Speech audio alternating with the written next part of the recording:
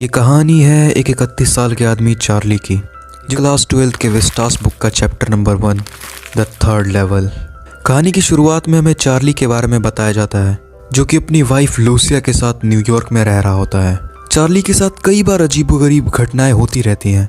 जैसे एक बार चार्ली अचानक से अपनी ऑफिस बिल्डिंग से 3-4 बिल्डिंग दूर चला जाता है, और एक बार वो पास के ही रोजवेल होटल की लॉबी में पहुंच जाता है, वो भी अचानक से। और चार्ली का ये भी मानना होता है कि जो न्यूयॉर्क का ग्रैंड सेंट्रल स्टेशन है, वहाँ पे एक थर्ड लेवल भी है। अब चार्ली इन सब चीज़ों से काफ़ी परेशान होता है कि ये सब उसके साथ क्या हो रहा है। चार्ली ये सारी बातें अपने दोस्त सैम को बताता है। सैम एक साइकाइट्रिस्ट होता है और उसे लगता है कि चार्ली की दिमागी हालत ठीक नहीं है। वो चार्ली को बोलता है कि चार्ली, ऐसा सिर्फ तुम्हारे साथ नहीं होता है, मेरे बहुत सारे पेशेंट्स आते हैं जो कि इस दुनिया की हार्श रियलिटी से अपनी लाइफ प्रॉब्लम से भागने के लिए अपने फैंटेसीज में ही खोने लग जाते हैं। अब यहाँ पे चार्ली को कुछ भी समझ नहीं आ रहा होता है। उसका फ्रेंड उसे बोलता है कि तुम्हें आराम करने की जरूरत है। अब एक दिन चार्ली ग्रैंड स्टेशन से जा रहा होता है, तभी उसे अचानक से महसूस होता है कि उसके आसपास की चीजें बदल चुकी हैं और वो एक ऐसी जगह पे आ चुका होता है जो उस टाइम में एग्जिस्ट नहीं करती थी जिस टाइम में वो रहता था। ये होता है स्टेशन का थर्ड लेवल। हर जगह छोटे छोटे कमरे होते हैं और टिकट काउंटर्स भी काफी कम होते हैं। ऐसा लगता है मानो वो अतीत में आ गया हो। सब लोगों ने काफी पुराने जमाने के कपड़े पहने होते हैं। और तभी वहाँ पे चार्ली की नजर एक न्यूज़पेपर पे पड़ती है,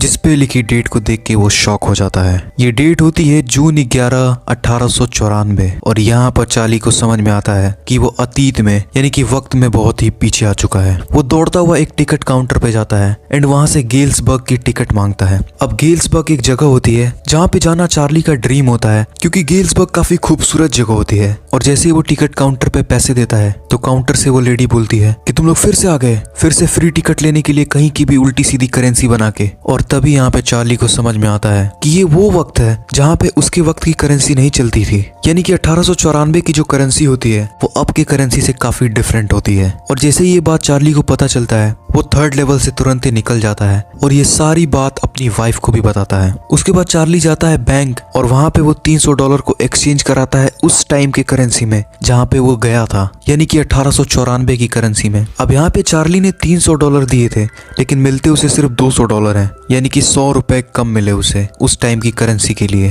अब चार्ली ये पैसे लेके फटाफट से अपनी वाइफ के साथ ग्रैंड सेंट्रल स्टेशन पहुंचता है। वो काफी जगह देखता है। वो बोलता है अपनी वाइफ से, मैंने यही देखा था, यहीं पे था वो थर्ड लेवल, पर वहाँ कोई भी थर्ड लेवल नहीं होता है। उसके बाद उसकी वाइफ बोलती है कि चार्ली, तुम ज्यादा थक गए हो, तुम्हें थोड़ा आराम करने की जरूरत है।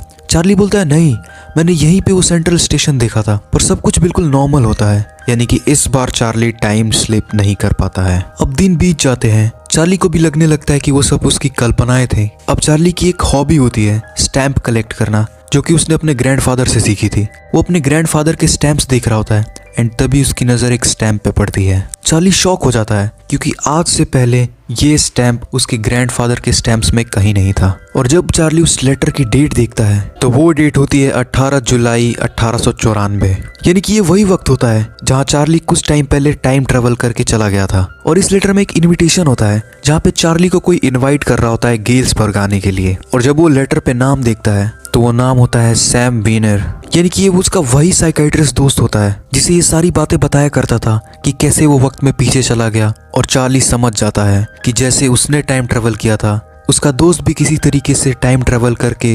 1894 में चला गया है। सैम ने लेटर में लिखा होता है कि मैंने अपने $800 एक्सचेंज कराए पुरानी करेंसी में और अब मैं यहाँ अपना बिजनेस अच्छे से चला रहा हूँ। और यहाँ पर चार्ली समझ जाता है। वो लिखता है कि चार्ली, तुम भी यहाँ आ जाओ, ये बहुत ही खूबसूरत जगह है। और ये कहानी यहीं पर खत्म हो जाती है। उम्मीद करता हूँ तुम लोगों को कहानी बढ़िया लगी होगी। इसके नोट्स मैं डिस्क्रिप्शन में डाल दूंगा एंड अगर चैनल को अभी तक सब्सक्राइब नहीं किया तो सब्सक्राइब कर लो। मैं मिलता हूँ तुमसे नेक्स्ट वीडियो में, तब तक के लिए